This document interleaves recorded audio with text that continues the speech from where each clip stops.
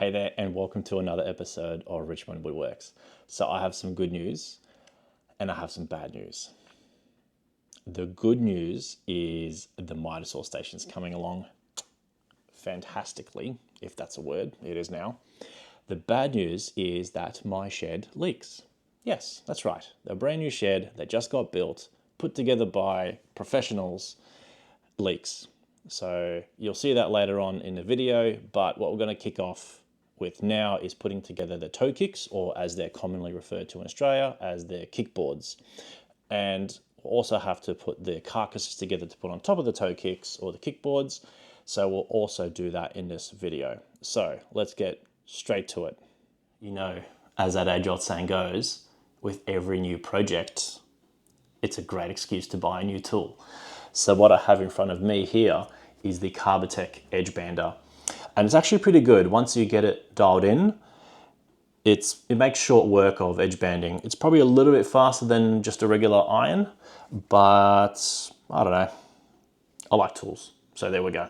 But anyway, I have a bunch of edge banding to do of all the drawers I want to put together, and I need to pocket hole them as well. I want to put just one carcass together with some few drawers just to get a feel for what the process is going to look like. And I hope to document it as well here. But anyway, I have a bunch of work to do. So I've got to edge band all the drawers. I've got to pocket hole them. I've got to trim up the edges, all sorts of stuff. So I think there's another couple of days in front of me yet. But once it's done, oh boy, it's going to be amazing. But enough procrastination, and let's just get on with it, hey?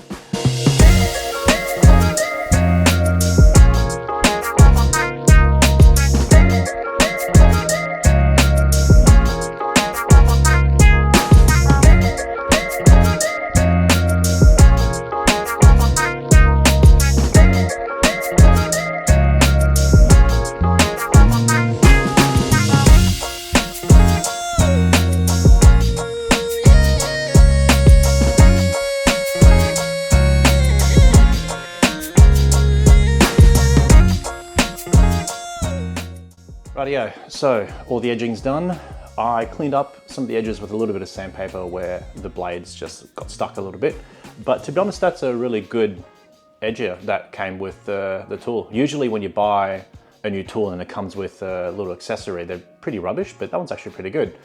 Much better than the one I bought off Amazon. But I think I might have a look around for a better one as well. And yeah, the edge trimmer, like for the ends, starting to get it clogged up a little bit towards the end, so I think I might need to clean those blades a little bit. Anyway, now I have approximately 46,245 pocket holes to make. No, just kidding. A lot of pocket holes anyway. So let's kick that off and kick the time lapse off, eh?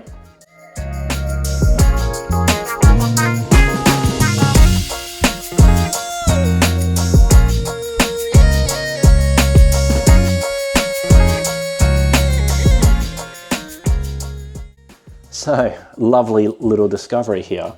Good thing I found out about it now instead of while I was away or something like that. But anyway, it looks like there was a massive pool of water just here next to the door. I definitely sealed the bottom of it. So, in having a look up and tracing it up, the wall of the shed itself is actually wet. So I think what's happening is that the builders didn't actually seal the window in properly. And I was looking at it, I'm like, oh, it doesn't look sealed properly, but they're the professionals. So I think I might actually go ahead when there's a break, a decent break in the weather, because it's raining off and on at the moment. When there's a decent break in the weather, I'll go through and actually seal it up properly, which is probably what they should have done in the first place. Anyway, here's what it is. No massive issue, but it is quite frustrating because it takes away from what I'm actually trying to do at the moment. Anyway, I might leave this off. I'll let the sheet dry because the sheet was actually completely wet. It was actually interesting. The supports are wet as well because the timber's actually absorbing all the moisture up. So it's more stuff that I have to dry off. Good thing we had some absolute shocking rain coming this way directly onto that window in order for me to find out. Super frustrating. I'm beyond frustrated actually, quite angry. But what are you gonna do? Nothing now, I suppose.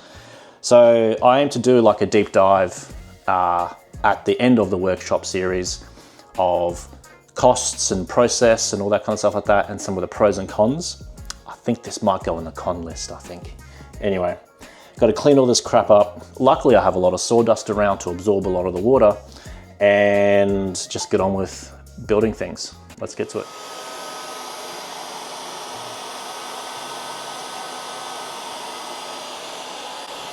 So that's super annoying, but it is what it is, I suppose. What I can get started on now is the toe kicks. So I've cut them all, they're ready to go. I just need to screw them together and get it all level. So what I'm going to be doing is clean up the rest of this stuff, just doing a bit of a tidy up, screw the toe kicks together, and then try to level them out. The concrete's pretty level, but I'm sure there's, you know, areas where it's a little bit higher than the other areas. So let's get started on that.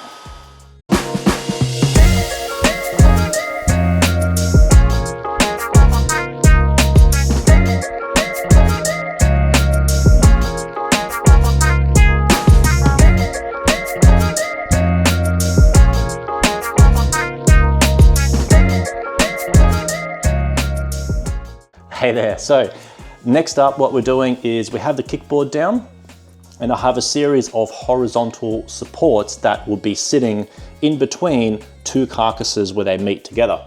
Now I don't want to put them in just yet and just purely rely on my SketchUp skills and my measuring skills and my cutting skills, because that's probably not the best idea. So there's no hurry for them, I can do them any time. So I plan to actually just put them in while I dry fit it.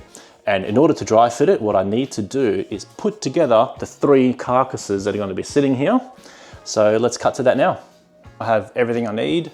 I have the cabinet sides. So you can use these clamps just to kind of hold them up vertically, just to make things a little bit easier. Otherwise you need about 6 or 7 arms and hands. I have the stretchers, I have everything ready to go. It's all labeled. So hopefully it should be a pretty quick build. So let's get to it.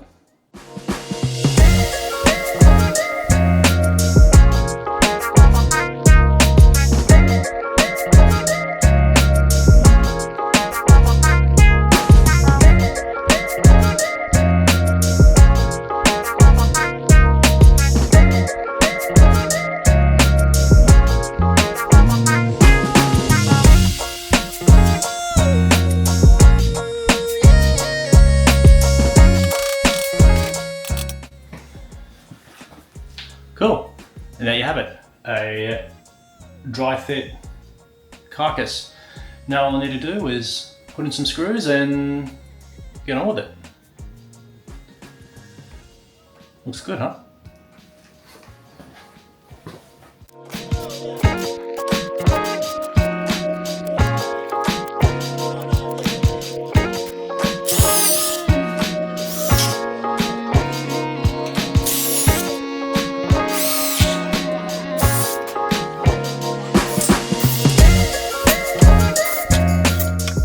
I have a slight problem, but this is something that comes up quite often. When you're putting these carcasses together, you put in all the screws, you clamp everything together, it looks all good, but there's always one corner that's a little bit out because maybe the cut was out by a millimeter or something else is skewed in the build itself. Now, you have a choice here. Either you can say that you're 100% confident that the carcass sides are dead on 90 degree and square, or the stringers themselves are 100% 90 degrees and square. Now, I have more faith in these than I do with this because this was cut on a track saw. Yes, it was using the MFT, but I had a slight issue with some of the holes not lining up properly inside the track itself. So I think I need a new 90 degree system. Anyway, but I am 100% confident that when I took this onto the table saw and cut it at exactly 90 degrees, this is 100% 90 degrees. So I want the carcass to conform, or the carcass sides to conform with these stringers. So what you do, you line it up with your hand and then you crank the bejesus out of the clamp and then you screw it in and hope it's square. So let's do that now.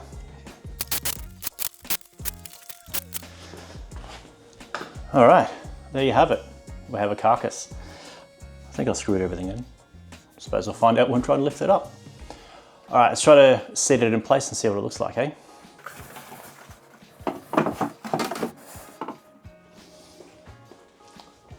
Oh yeah. So workshop's coming together. Pretty happy about that. All right, let's get to the rest of them, eh? Cue the time lapse.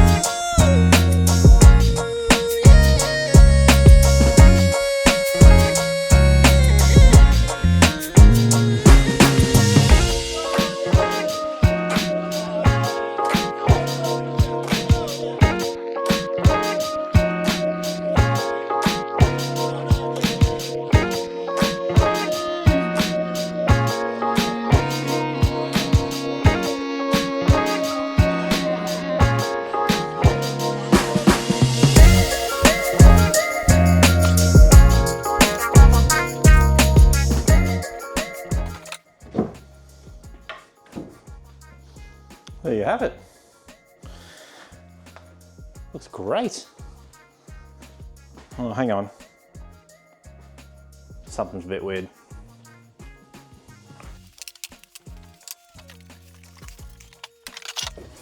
That one was upside down. Excellent. So, 3 carcasses done, 2 more to go, and the miter saw station. Wow. Oh, that's right. Oh, now I need to put all the drawers together. Wow, that's going to take some time. Anyway, I think we might call it a day for today. Have a bit of a rest. I'll probably be back here at midnight because I can't wait to get this completely finished. Hey there. So we've assembled the 3 carcasses as well as the kickboard on the left-hand side. Now on the right-hand side, we aim to do 3 carcasses again, as well as the kickboard, but one of the carcasses is going to accommodate the miter saw.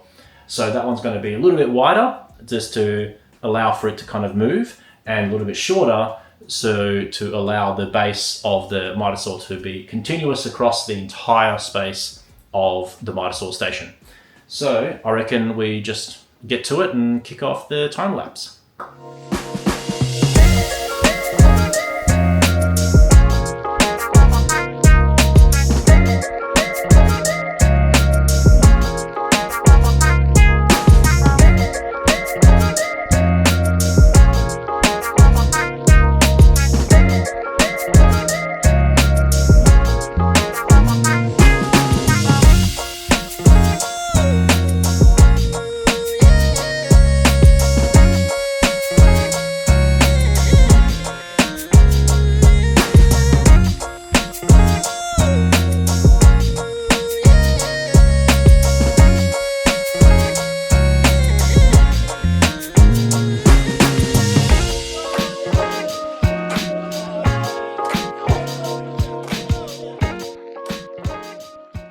And just like magic, the carcasses and the toe kicks or kickboards are all done. Now, next episode, what we're going to be doing is putting together, I think about 35, maybe 36 drawers to put in there. So we've done the edge banding, done the pocket holes, now we need to assemble the drawers themselves, which is quite a tedious task, but I've got to put all the junk somewhere, I suppose, right? In the drawers. Anyway, still pretty angry that the shed leaks, considering that I paid close to $2,000 for professionals to assemble it, and they didn't even seal it properly. So I guess sometimes that's just how it goes. But anyway, next episode, we're going to put the drawers together, and finally this miter saw station is going to look like it's starting to really come together. And it's also got a pretty cool feature, which I haven't seen in a lot of other miter saw stations. So I did leave a little Easter egg in this video, so if you want to rewind back or watch the video again, you can spot it. Maybe put it in the comments and spoil it for everyone else. But anyway, like and subscribe and stay tuned for the next episode. Thanks for sticking around, and everyone take care of yourselves. See ya.